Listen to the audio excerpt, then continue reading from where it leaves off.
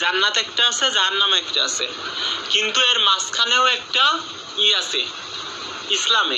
ইসলামের মাঝখানেও একটা স্তর আছে, শুধু জান্নাত জাহান্নাম না, সেটা হচ্ছে আরাফ। সেই জায়গা কারা থাকবে? আরাফের জিনিসটা আগে বলে নিই।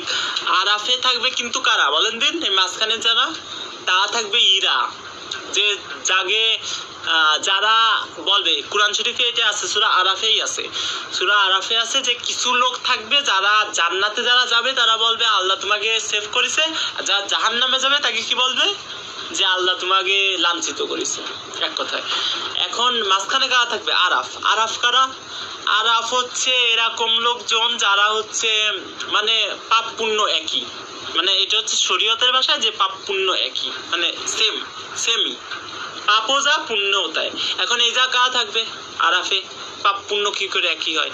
এটার বিশেষণ করতে যায় বলেছি কি, যে তারা থাকবে যারা হচ্ছে কিছু বোঝে না, ধর একটা পাগল, ঠিক আছে, সে কিছুই বোঝে না, তার নিচির কোনো মানে তারা পাপ কি বোঝে না, পুণ্য কি বোঝে না, তারা হচ্ছে ওই যা থাকবে। আর যারা এরকমও লোক থাকবে ওই যারা হচ্ছে যারা হচ্ছে মানে বাচ্চা যে মারা গেছে।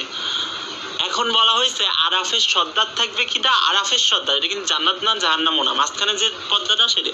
আরাফের সর্দার থাকবে কারা? আরাফের সর্দার কে থাকবে সেটা বলা হয়েছে মহানবী সাল্লাল্লাহু আলাইহি ওয়াসাল্লামের, এটা বলা হচ্ছে ইব্রাহিমকে। এখন এই ইব্রাহিম তো ইব্রাহিম আলাইহিস সালামও আছে, আবার মহানবী সাল্লাল্লাহু আলাইহি ওয়াসাল্লামের একটা ছেলে আছে, সেও ইব্রাহিম, যে ওই মারা গেল, যে ওই আগে মারা গেল, মহানবী সাল্লাল্লাহু আলাইহি ওয়াসাল্লামের একটা ছেলেই মারা গেল, যাতে মহানবী সাল্লাল্লাহু আলাইহি ওয়াসাল্লাম অনেক মানে হয়েছিল, মানে অনেক দুঃখ হয়েছিল। এখন এই কোন ইব্রাহিম আমি সেটা ভুলে গেছি, আমি তো পড়ে টরে আসিনি, আমি জাস্ট